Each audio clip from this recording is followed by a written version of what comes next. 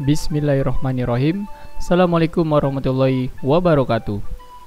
Sebelum memulai pembelajaran hari ini, mari sama-sama kita berdoa. Semoga apa yang kita pelajari dapat bermanfaat untuk kita semua dan kalian selalu diberikan kemudahan oleh Allah Subhanahu wa taala. Berdoa dimulai.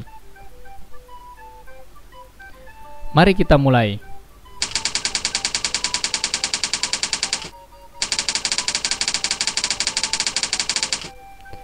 Tema 2, persatuan dalam perbedaan. Subtema ketiga, bersatu kita teguh. Pembelajaran pertama.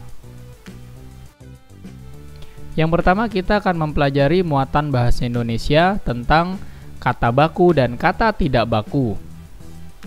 Kata baku merupakan kata yang ditulis dan disusun sesuai dengan PUEB atau Pedoman Umum Ejaan Bahasa Indonesia.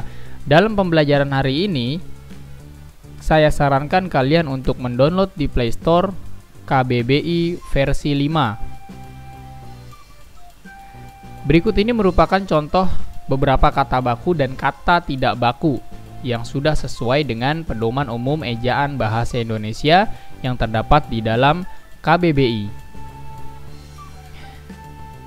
Kata baku yang pertama yaitu nasihat. Kata tidak bakunya adalah nasehat. Perhatikan baik-baik per hurufnya, nak. Yang kedua, kata baku sekadar. Itu yang benar. Kemudian yang tidak bakunya adalah sekedar. Lalu izin. Kata bakunya menggunakan Z, sedangkan kata tidak bakunya izin menggunakan J. Selanjutnya yaitu saksama. Itu merupakan kata baku. Sedangkan kata yang tidak bakunya adalah seksama. Selanjutnya adalah merek. Itu merupakan kata baku dan kata tidak bakunya adalah merek. Selanjutnya yaitu kata baku provinsi. Kata yang tidak bakunya adalah provinsi. Selanjutnya yaitu kuitansi, sedangkan kata tidak bakunya adalah kuitansi. Selanjutnya yaitu risiko. Itu merupakan kata bakunya. Dan kata yang tidak bakunya adalah resiko. Selanjutnya yaitu sistem.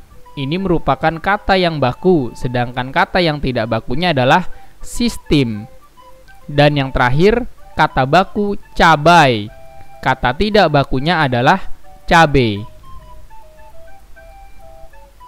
Di dalam aplikasi KBBI nanti, yang saya sarankan tadi, kalian bisa banyak menguasai kata baku yang beragam. Temukan kata tidak baku pada kalimat-kalimat berikut dan coba perbaikilah kalimat tersebut menggunakan kata baku yang benar. Yang pertama, proklamasi kemerdekaan Indonesia dibacakan oleh Insinyur Soekarno dengan seksama. Nah, apa kata yang tidak bakunya? Tepat dalam kata seksama. Ini bisa kita ubah menjadi saksama. Yang kedua, hidropit merupakan jenis tumbuhan yang tumbuh di daerah perairan. Di mana kita temukan kata yang tidak bakunya, nak? Tepat, hidropit. Yang betul adalah hidrofit menggunakan F, bukan menggunakan P. Yang ketiga, jika tidak bekerja sama mengusir penjajah, maka Indonesia beresiko tidak akan meraih kemerdekaannya. Yang mana kata tidak bakunya, nak? Tepat sekali, beresiko. Yang tepat itu adalah berisiko.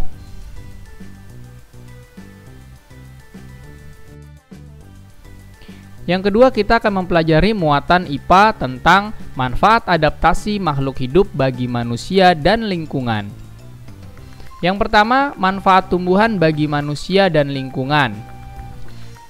Tumbuhan pertama kita akan bahas lidah buaya.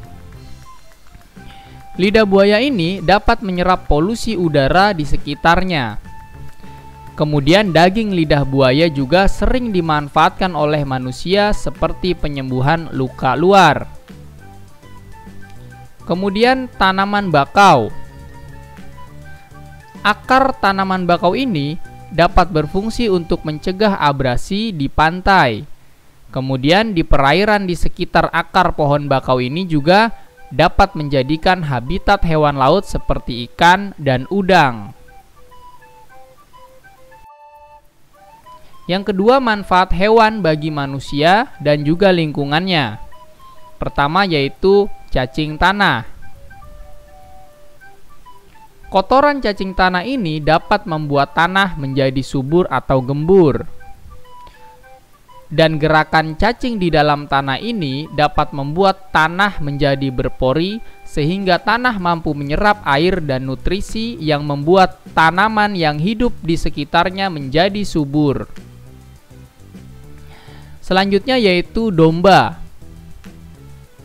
Rambut domba dapat dimanfaatkan manusia sebagai bahan pembuat kain wol.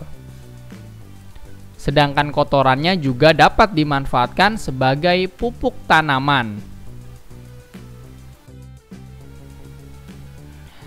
Selanjutnya yaitu muatan IPS tentang manfaat kemerdekaan bagi kesejahteraan bangsa Indonesia. Pertama dari bidang pendidikan. Semua warga negara Indonesia berhak memperoleh pendidikan yang layak. Pendidikan yang layak bagi semua golongan merupakan salah satu tujuan bangsa Indonesia.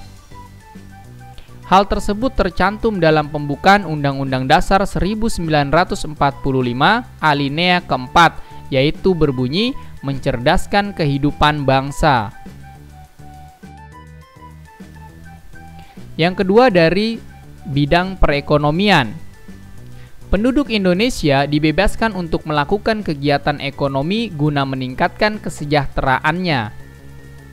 Hal tersebut tercantum juga dalam pembukaan Undang-Undang Dasar 1945 di alinea kedua, yaitu kemerdekaan negara Indonesia yang merdeka, bersatu, berdaulat, adil, dan makmur.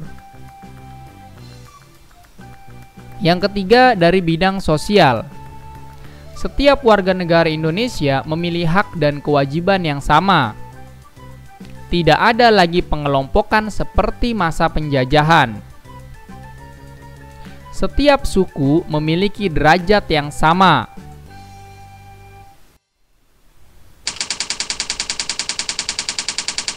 Terima kasih telah menyaksikan tayangan ini. Apabila tayangan ini kalian rasa bermanfaat, silakan bagikan kepada orang lain, karena berbagi ilmu adalah pahala. Kurang lebihnya mohon maaf. Tetap jaga kesehatan. Wassalamualaikum warahmatullahi wabarakatuh.